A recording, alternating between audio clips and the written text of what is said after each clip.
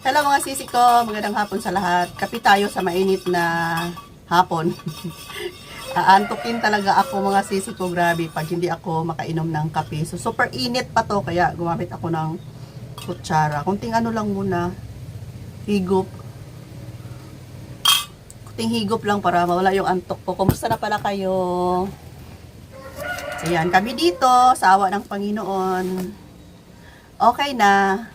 Sana tuloy-tuloy na to. So, may item tayo na i-open. Ayan, same pa rin. Galing sa Shopee, mga sisi ko. Hindi pa ba kayo nagsasawang manood ng mga vlog ng mga sari-sari store? Kasi pabalik-balik na lang mga sisi ko. Ayan, so mag-update tayo kasi ilang araw na akong hindi nakapag-vlog kasi masama yung pakiramdam ko na naman. Lagi akong nahihilo. Okay, open na natin to. Ito'y para sa tindahan. So, nag-order ulit ako. Maglagay ako ng product dyan. Basta gusto ko yung product. Yung alam ko na maganda siya. Good quality. Maganda. Maglagay tayo ng... May taste. Ha? May taste. Oo. Pila man. Tag 10 ang isa. Happy. Ha? Happy. 3. Yan. Basta maganda ang product mga sisi ko. Basta subok ko na. Maglagay ako ng link. Pero pag hindi ko magustuhan, pag palpak, hindi ako maglagay ng link dahil ayokong mapahiya sa inyo. Ayokong mangdamay. Pero ito, magandang quality ito. Ayun pala ay Lunes. May item na naman from grocery. So, very thankful talaga ako kay grocery as always. Kasi free delivery na. Alam nyo naman sa panahon namin dito, ayan, kahit hindi ako makapunta sa supermarket, sa grocery, marami pa rin laman yung tindahan ko. Ito yung mga gamis lang naman mga sisi ko kasi naubos na yung mga gamis ko na naripak na. So, ulitin ko lang ang price ng mga gamis ko dito sa tindahan ay 4-5 piso na. Wala na akong piso-piso kasi mahal na yung shipping and nagtaas na rin yung price ng mga gamis. Ang binibili ko ngayon, ulitin ko lang, per kilo na. Hindi na ako bumibili ng malakihan na 2.5 kilos. Per kilo na para marami akong design na mabili. Kasi pag 2.5, matagal siya maubos. Matagal ko rin mapalitan yung design. Pag 1 kilo, pag maubos to, bili na naman ng another design. Para hindi magsawa yung mga kabataan.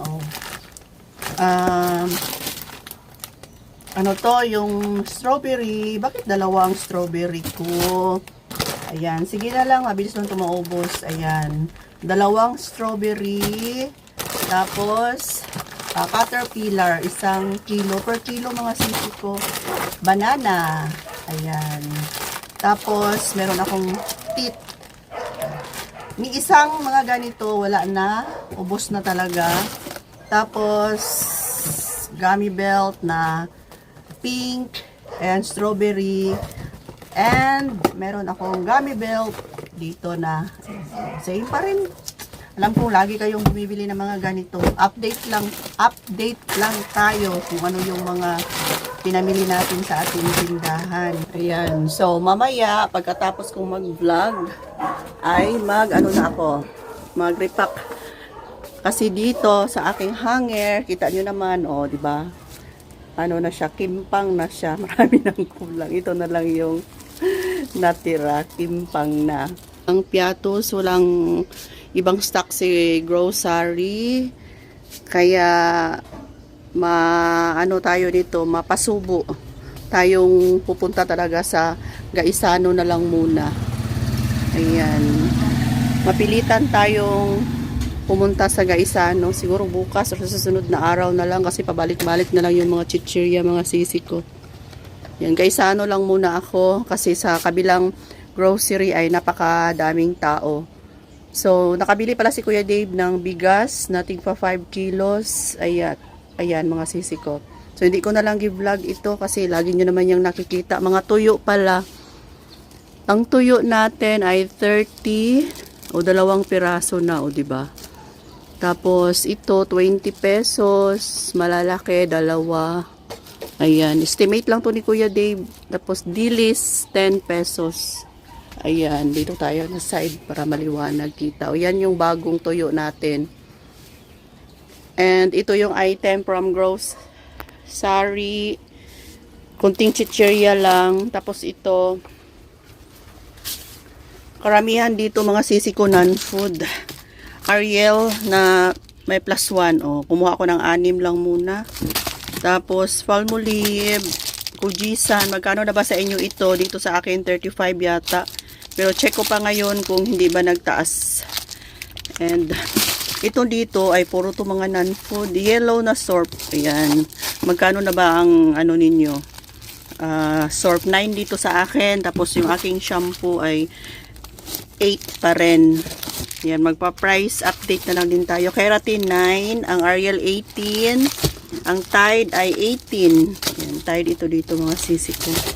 May mga Tide, Ariel. So, non-food ito lahat dito na side.